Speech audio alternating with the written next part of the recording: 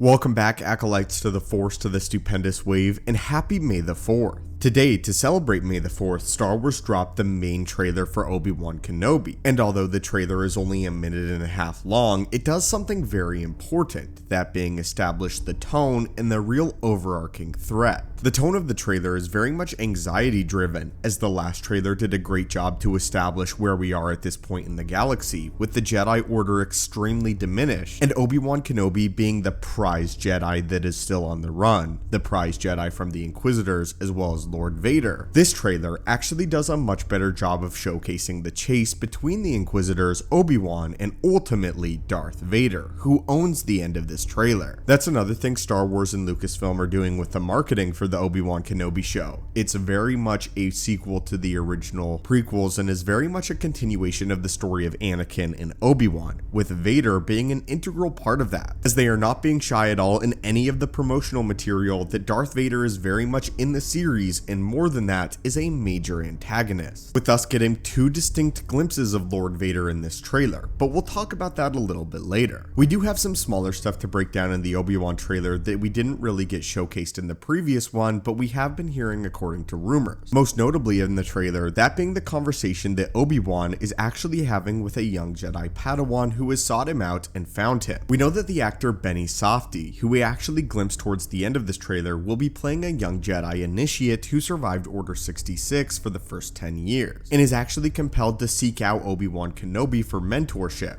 This is who Obi-Wan is talking to, as he tells him to hide and that is basically their only means of survival. However, Benny, or the character that he will be playing, is sick of hiding. Unfortunately for Obi-Wan though, it's ultimately the appearance of another Jedi on Tatooine that leads the Inquisitors to the planet, which we get a great shot of the Inquisitors, the Grand Inquisitor, the Inquisitor known as Reva, as well as the fifth brother in this trailer. We also get dialogue and an exchange between Obi-Wan Kenobi and Owen Lars. Owen Lars multiple times in the comic books and in various novels has shown that he has a major problem with Obi-Wan, and that's very much showcased here as they exchange back and forth that Obi-Wan explains that Luke one day will need to be trained, as Owen is very hesitant obviously as he responds, "Just like you trained his father," a reference to Anakin Skywalker, Darth Vader, who was one of the most cruel and most evil men in the entire galaxy, and Owen is aware of this. He's not only afraid of Luke Skywalker joining the rebellion and fighting against the Sith and the Empire, he's afraid of the potential of Luke and that bloodline overall, which is something that I'm glad that they're illustrating here that we've seen in the comic books. The fact that Uncle Owen actually has a healthy fear of Luke and what he could be capable of because of Lord Vader. Uncle Owen has seen the terrible consequences of a failed Jedi and does not believe in the Jedi philosophy or code at all. If you think about it, again, as Luke puts it in The Last Jedi, it really was a Jedi that trained the most dangerous man in the entire galaxy in Lord Vader, and they did not train him appropriately, which is something that Uncle Owen is pointing out here, and a major conflict that Obi-Wan will have to face within himself. The midsection of the trailer very much focuses on the Inquisitors, specifically Reva. Reva, who we heard recently was a new Inquisitor and is seeking to prove herself to the other Inquisitors. How she wants to do that is made very clear in the trailer. The two most famous Jedi that escaped Order 66 were Obi-Wan Kenobi and Grandmaster Yoda, and if Reva could even locate Obi-Wan, let alone kill him, her notoriety among the Inquisitors would grow to an exceptional level, even eclipsing that of the Grand Inquisitor, as Obi-Wan is Darth Vader's greatest prize, and the Jedi that he wants dead more than anything, as the only individual that Lord Vader hates more than Obi-Wan is himself.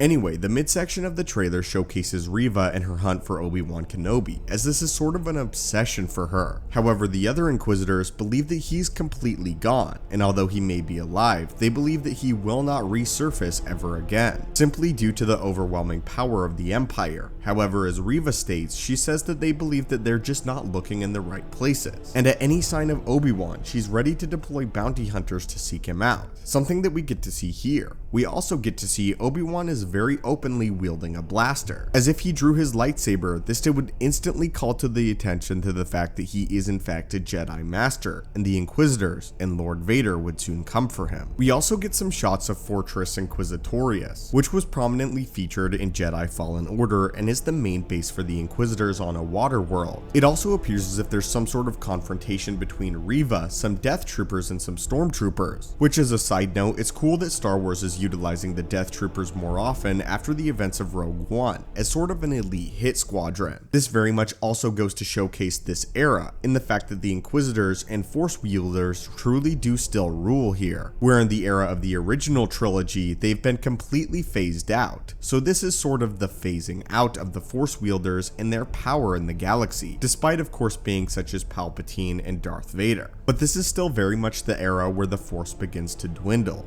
As for exactly who is attacking the Inquisitors as well as the Stormtroopers here, I'm not sure, as this is a little bit too early for the rebellion to mount any significant attack, as again, the rebellion is something that formed many years after this, and although they were beginning to mobilize, it's unlikely that they would be able to muster a force strong enough to combat the Fortress Inquisitorius. I also doubt that this would be their first primary target. In the end though, we see Reva warning Obi Wan Kenobi as he senses the presence of Lord Vader, as we see what appears to be Vader exiting his bacta tank. We actually do have some minor information on this scene that we heard prior. That being that this could be the post-credit scene at the end of the second episode of Obi Wan Kenobi. We've been hearing for some time that the Inquisitors would serve as the main antagonist for the first 2 episodes of Obi-Wan, with Obi-Wan being a 6-episode series, but that the Inquisitors would very much take second fiddle to Lord Vader at the end of the second episode. And from the 3rd episode on, Vader would serve as the main antagonist in the Kenobi series. As for exactly what brings Obi-Wan out of hiding, we've also heard reports that it's a young Leia who's gotten herself into trouble, and that Bail Organa reaches out to Obi Wan Kenobi and Obi Wan is forced to go rescue her. This actually makes a ton of sense continuity wise, as we get the sense in A New Hope that Leia knows of Obi Wan, and more than this, has actually met him, as she speaks directly to him in her message to R2-D2, and it's very clear that Leia knows a lot about the aged Jedi Master, seeking his help yet again, with this again being the ultimate catalyst that will draw Obi-Wan away from Tatooine. Not to mention that the young Jedi played by Benny Safdie will somewhat inspire Obi-Wan, but also strike fear into him due to the young Jedi's ultimate fate, which we won't spoil here. But anyway guys, that is my breakdown for the minute 30-second trailer for Obi-Wan Kenobi. For me, the big final moment where Obi-Wan senses the presence of Lord Vader is the biggest. And again, the thing that I'm loving about this trailer is it's ramping up the intensity, and you very much see the tone that Obi-Wan is going to be on the back pedal through numerous threats over the course of the series, most prominently Lord Vader. If you want to stay up to date with everything Obi-Wan Kenobi related, be sure to force crush that subscribe button, as we'll be covering it all. As always, Acolytes, may the Force be with you, and I hope you have a great May the 4th.